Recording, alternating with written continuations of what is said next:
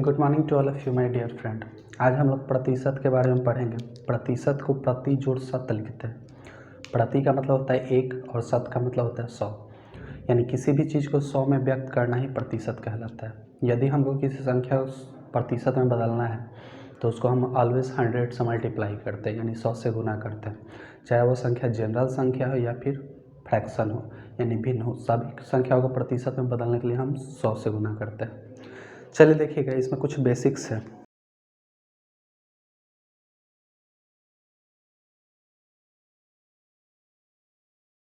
एक जो आपका होता है 100% के बराबर होता है।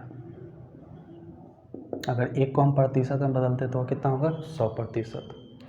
वही अगर 1/2 को प्रतिशत में बदले तो कितने के बराबर होगा 50% के बराबर। 1/3 को यदि हम प्रतिशत में बदले तो होता है 33.1/3% के बराबर। 1/4 को यदि हम प्रतिशत में बदले तो होता है 25% के बराबर। 1/5 को अगर हम प्रतिशत में बदलते हैं तो होता है 20% के बराबर। 1/6 को प्रतिशत में बदलते हैं तो होता है 16.2/3% के बराबर। 1/7 को यदि हम प्रतिशत में बदलते हैं तो 14.2/7% के बराबर होता है।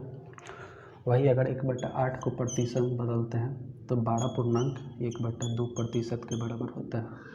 1/9 को यदि हम प्रतिशत में बदलते हैं तो 11.1/9 के बराबर होता है। 1/10 को यदि हम प्रतिशत में बदलते हैं तो 10% के बराबर होता है। वही 1/11 को यदि हम प्रतिशत में बदलते हैं तो 9.1/11% के बराबर होता है। 1/12 को यदि हम प्रतिशत में बदलते हैं तो 8.1/3% के बराबर होता है। चलिए देखिएगा, यदि हमको 2/3 को प्रतिशत में बदलना हो, ठीक है, कह दिया जाए कि 2/3 को प्रतिशत में बदलिए, तो देखिएगा 1/3 को 2/3 बनाने के लिए क्या करेंगे, हम 2 से गुना करेंगे दोनों साइड, ठीक है। 1/3 को अगर हमको 2/3 बनाना है, 1/3 का मान क्या है आपका 33.1/3। यदि इसको हमको 2/3 बनाना तो दोनों साइड को 2 से गुना करना पड़ेगा, ठीक है। तो देखिएगा 1/3 को 2 से गुना करेंगे तो 2/3 आ जाएगा, लेकिन 33 को 2 से गुना करेंगे कितना होगा 66। 1 को 2 से गुना करेंगे 2 तो 2/3%, यानी 2/3 को प्रतिशत में बदलेंगे तो कितना जाएगा 66.2/3। इसी तरह अगर आपको 2/5 को प्रतिशत में बदलना है तो 1/5 का मान क्या होता है 20%। गुना किससे किया गया 2 से, तो इधर साइड को भी 2 से गुना करेंगे तो कितना हो जाएगा 40%। इसी तरह यदि हमको 3/8 को प्रतिशत में बदलना है तो सबसे पहले 1/8 का वैल्यू देखते हैं। 1/8 का वैल्यू किसके बराबर है 12.1/2 के बराबर।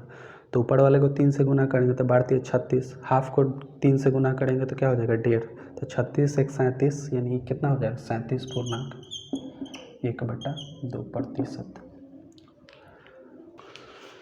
इन सभी को आप याद कर लीजिएगा, ये 1 से लेकर जो 12 तक बट्टा में मैंने लिखाया है उस सब को आप याद कर लीजिएगा, आपको प्रतिशत में काम आएगा, ठीक है। चलिए गौर कीजिए, किसी भी संख्या का अगर हमको 10%, मान लीजिए कोई सवाल है 344 का 10% आपको ज्ञात करना है, तो एक चीज़ याद रखिएगा, किसी भी संख्या का 10% निकालने के लिए उसके पीछे यानी इकाई अंक से एक अंक बढ़ के दशमलव लगा देते हैं। ये देखिएगा 344 का 10% निकालना है तो 344 आपका संख्या है, इसकी इकाई यहाँ है, यानी यहाँ पे पॉइंट लगा देंगे, यानी 344 का 10% क्या हो जाएगा 34.4। यही अगर आपको 600 का 10% निकालना हो तो देखिएगा एक अंक बढ़ के पॉइंट दे देंगे, यानी कितना हो जाएगा 60। यही आपको 620 का 10% निकालना हो तो एक अंक बढ़ के पॉइंट दे देंगे, यानी क्या हो जाएगा 62। अब देखिएगा यदि किसी संख्या का हमको 1% निकालना है, मान लीजिए 555 का हमको 1% निकालना है, तो दहाई अंक के बाद दशमलव लगाते हैं, इकाई दहाई, यानी इसका 1% कितना हो जाएगा 5.55।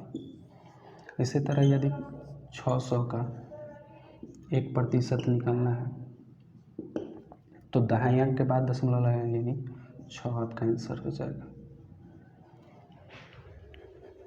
11% को हम क्या लिख सकते हैं, 10% प्लस का 1%। चलिए देखिएगा, 600 का 10% यानी इकाई अंक के बाद पॉइंट देंगे तो कितना हो जाएगा 60, प्लस 1% अगर 600 का निकालेंगे तो क्या होगा 6, यानी कितना हो जाएगा 66। सिमिलरली आपको 500 का 11% निकालना है तो क्या लिख सकते हैं, 10% प्लस 1%। ये सब आप माइंड में कर सकते हैं। 500 का 11% निकालना था, सबसे पहले 10% निकालेंगे। 10% कितना हो जाएगा 50, 1% कितना होगा 5, यानी कितना हो जाएगा 55। सिमिलरली 620 का आपको 11% निकालना है, यानी 10% प्लस का 1%। चलिए देखिए, 10% निकालेंगे तो क्या होगा इसका 62, 1% निकालेंगे तो कितना होगा 6.2, जोड़ लीजिएगा 62 68, कितना हो जाएगा 68.2। 500 का 12% निकालना है, सबसे पहले 500 का 10% निकालते हैं। 500 का 10% निकालेंगे कितना हो जाएगा 50, प्लस 1% निकालेगा कितना होगा 5। तो यहाँ 2% का बात कर रहे हैं, यानी 12% का बात कर रहे हैं। तो 2% निकालेंगे तो कितना हो जाएगा 10, यानी 500 का 12% कितना हो जाएगा 50 10 60।